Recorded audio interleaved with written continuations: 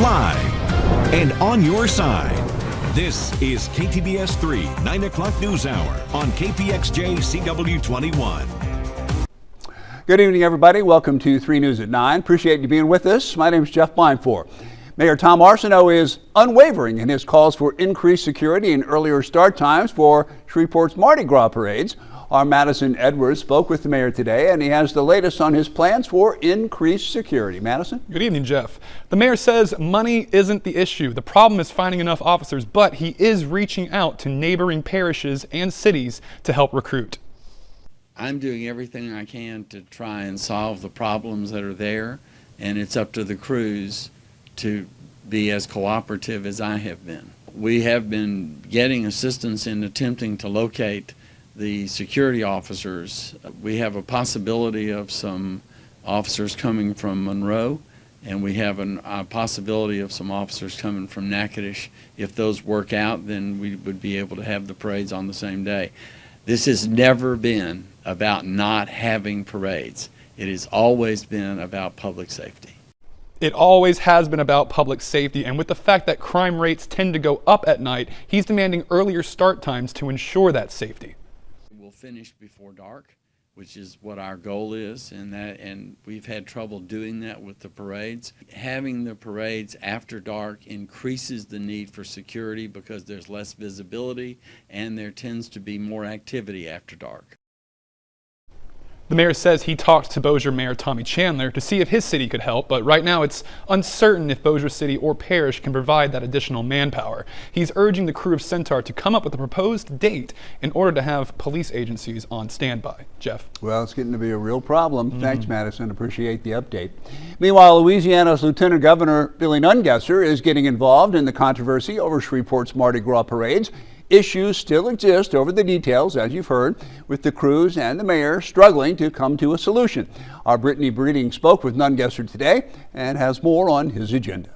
I want to help any way I can to try to keep the schedule as it originally was. Lieutenant Governor Billy Nungesser is, for now, siding with the Mardi Gras crews, saying changing the date could have some major effects for tourism. We went to Australia and New Zealand, and we showed all these great, incredible footage of Mardi Gras in North Louisiana, and they have direct flights into Dallas. And so we're encouraging those travel agents to book their people for Mardi Gras for North Louisiana. And changing the dates could affect that. And when we're trying to break into a new market, that would be unfortunate. It comes as Shreveport Mayor Tom Arsenault is standing firm on his demands that the Crew of Centaur Parade be moved from February 3rd, or the crew will have to secure 60 additional officers for security. Nungesser says he can help with that. He says if needed, he'll work with the governor or Tourist Bureau to get the additional officers for security. I don't want to circumvent anybody or take their job away from them. I'm just here to support any way I can.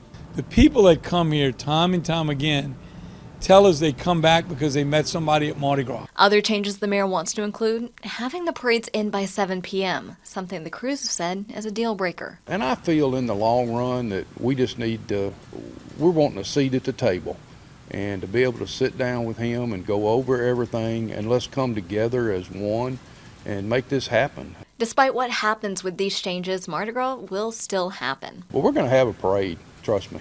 The Lieutenant Governor will be meeting with the mayor on September 28th. Reporting in Shreveport, I'm Brittany Breeding, KTBS 3 News. And taking a turn, Caddo Middle Magnet held a surprise assembly today to announce it's a 2023 National Blue Ribbon School. Even though you perform well, you continuously improve your performance. You continuously show growth. And today I'm so excited that we received notification from the U.S. Secretary of Education, Cordova, that Caddo Parish Middle Magnet School will be recognized this year as a National Blue Ribbon School. All the kids are pretty excited about that. National Blue Ribbon Schools, well, that's a prestigious program. The U.S. Department of Education highlights exemplary schools across the nation for overall academic excellence. Congrats to them. Now, one downtown Shreveport building is getting a facelift. State Representative Cedric Glover hosted a public update session tonight on the new state office building. It'll be located on Fannin Street at the site of the former Joe D. Wagner building. Best news is the project is 100% funded and construction began yesterday. How about that?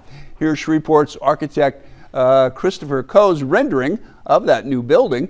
Phase 1 consists of demolishing the insides as well as the parking garage and area surrounding it, tearing it all down to the steel frames. You'll see it transform over the next 5 years. And it was deja vu all over again at the Bossier City Council today, with term limits back on the agenda. The vote to place the item on next year's ballot failed by a 3-3 vote, but there was some progress made. Previously, Councilman Brian Hammonds and Chris Smith openly sided with term limits, putting them in the minority. Today's vote added Vince Maggio, who voted for term limits on the ballot. Votes against term limits included David Montgomery, Don Williams, and Jeffrey Darby. Jeff Free was absent. Time for a little weather update for you here this evening. Turning out to be a quiet night for the most part here across the Arklatex. Temperatures starting to cool down a little bit more. They're not all that cool, but you've got a nice little drop off. Mansfield already down to 74 degrees, 79 in Texarkana, 73 in DeQueen, 75 in Marshall, 74 degrees in Monroe. Now, one of the factors we always look at is our moisture content in our atmosphere. Dew point values are in the 50s and 60s, a little higher than what they were this afternoon. But just so you know, a lot of times we see the dew point values go up during the overnight hours and they drop off some during the afternoon. But I would anticipate we will see these dew point values go up a little bit more tomorrow as we see a little bit more of some moisture trying to return to the area. Speaking of moisture, we got a little thing called rain.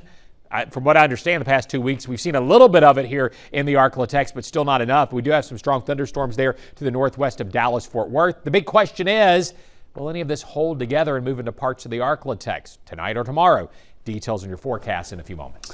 Wow, it's really nice to have you back. I am back. I've been missing our weather menace. Well, the weather is just totally different from up in Alaska. Well, you can tell us all about it later, okay? All right, if you have time. Patrick Tibbs, Okay. Thank you, man. All right, here's a look at today's virtual forum at Southern University. Some politics for you. This included several of Louisiana's gubernatorial candidates, Sharon Hewitt, Hunter Lundy, Richard Nelson, and Stephen Wagaspack were all there. Also, Democrat Sean Wilson all taking part in that virtual forum. The big name missing, of course, was Attorney General Jeff Landry, leading in most of the polls. The forum wrapped up just about 7:30 tonight. And then, how about this? As if by magic. Oh, well, let's get to this first. Early voting for the election starts next week. KTBS 3 is on your side, helping you to decide. Starting tomorrow and every Wednesday leading up to Election Day, we'll be focusing part of our 9 p.m. newscast on the 2023 vote. We'll bring you some in-depth coverage. Tomorrow, we'll bring candidates from key races into our studio for a live discussion on issues. Our first forum features candidates for Caddo Sheriff and Louisiana Senate District 39. That's tomorrow night at 9 on KPXJ CW21. Meanwhile, Democratic gubernatorial candidate Sean Wilson made it from Southern all the way to our studios tonight. It was almost magic. We had a chance to talk with him. Always good to talk with Sean. He's a very intelligent guy. Time is drawing ever closer to the election day. We talked about several items of interest to Louisiana, including outmigration. It's been a problem for years, young people getting educated in Louisiana, then leaving for better opportunities. I asked Wilson his solution for stopping outmigration. They're leaving Louisiana because they're going for additional wages. Every student I've visited with across this state are dealing with everything from the rising cost of higher education, the burden of student debt because education is so expensive, and the scarcity of good paying jobs. And so that's a trinity there. All three of those things cannot continue in the state of Louisiana. More importantly, what we need to do is bring people back home with creating investment opportunities for them to start their own jobs.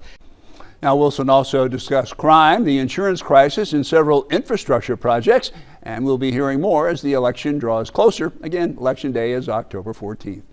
And this afternoon, several candidates for statewide office spoke to the fall governance meeting of the Louisiana Association of Realtors at the Convention Center.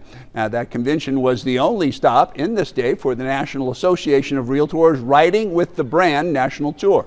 One of the primary topics was a discussion of key issues impacting home ownership in Louisiana. I visited with independent gubernatorial candidate Hunter Lundy for his take on that subject. Well, first of all, we got to tackle this insurance problem. And then I think, we're going to get the interest rates down again. We were, I told them a while ago that my first home I bought in Louisiana when I moved back from working for a federal court, it was at 14% interest. Yeah. And it was after the Jimmy Carter administration. Lundy says Louisiana has to prioritize changes to make housing affordable, and changes in leadership will help. Right now, it's break time. When we come back, the family of a missing Texarkana man desperately searching for answers. We'll see if he found any coming up on the other side of the break.